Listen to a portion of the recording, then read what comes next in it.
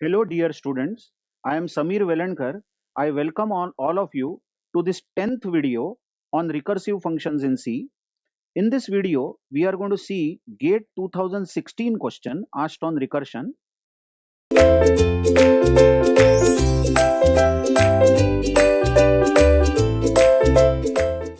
As you see, there is a count function with parameter n here, and count is called recursively with parameter n minus 1. And the question asked is, what will be the output if the function is called with parameter 3? But then in this function, in this recursive function, there is a static int variable d which is initialized as 1. Now, from our past videos and fundamentals of recursion, we know that static variables or variables having static storage class declared inside any function are local to that function, and such variables will not be deleted from the memory even when the function ends.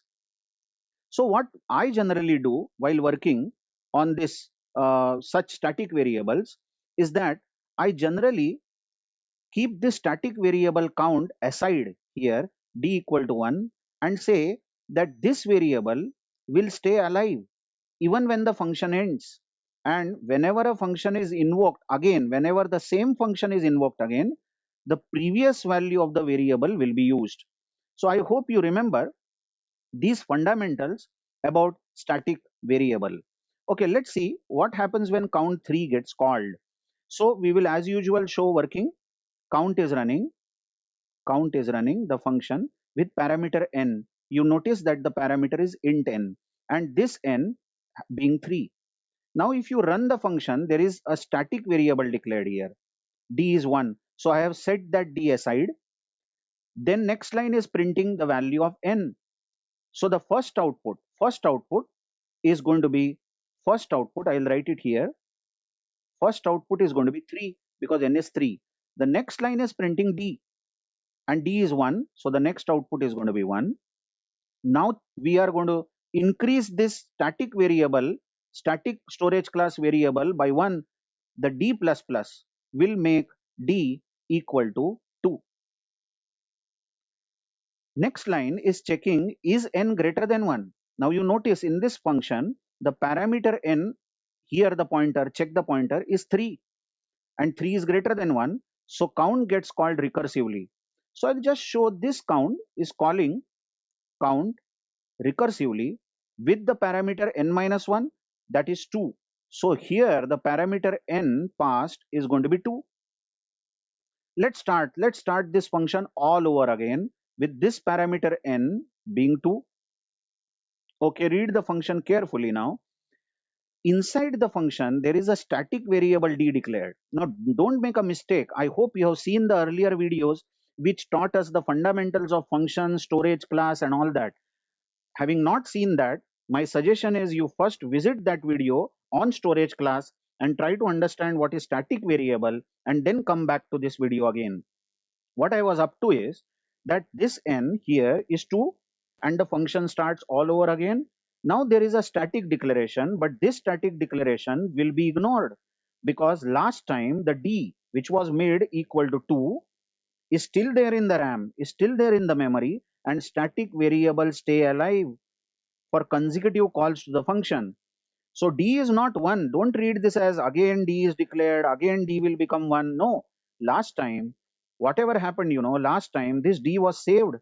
So the next line will run, n is printed, and now listen, check the pointer place, n is now 2 in the current function. So the next output will be 2. Next line is printing d, isn't it? Next line is printing d where d is currently 2. So 2 will be the next output. And then d++, this line, d++ is going to increase d. D which was 2 will now become 3. I hope you got it. D is 3. And now the if statement is going to check is n greater than 1. Yes, very well. Check the pointer place, n is 2. So n is greater than 1. So count n minus 1 will be called. So here is the new invocation. Count is called with n minus 1 being 1. So the value of the local parameter n is going to be 1. Let's start this function with n as 1 now. Instead of 2, n is now 1. If you start the function all over, I don't mind repeating a few things again and time and again. You see this static variable was not deleted last time. So there is no question of redeclaration of D, but D is still alive and D is in the memory with value equal to 3. So there is no effect of this line static in D equal to 1, but the next line runs which prints n and current value of n is 1. So the next output is going to be 1. Okay, next line is printing D, this place, and D is now 3. D is 3. So the next output being 3. Now what? D plus plus. D is going to get increased from its earlier value and it will become 4. Now starts the interesting part. If n greater than 1, observe is false here. The greater place, n is now 1 in the current function. So n greater than 1 is false. So this recursive call won't be done. So count 1 is not going to call count 0. I hope you are understanding. So if this if is false, count 0 is not called, but the next line runs obviously. The next line is printing the value of D, and the value of D is 4. Don't forget in which function we are right now. We are in count 1. Count 1 did not call count 0 because the if was false. So it went to the next line and it is printing D, and D currently is 4. So next output is going to be 4. And next line is obviously end of the function. So count 1 ends.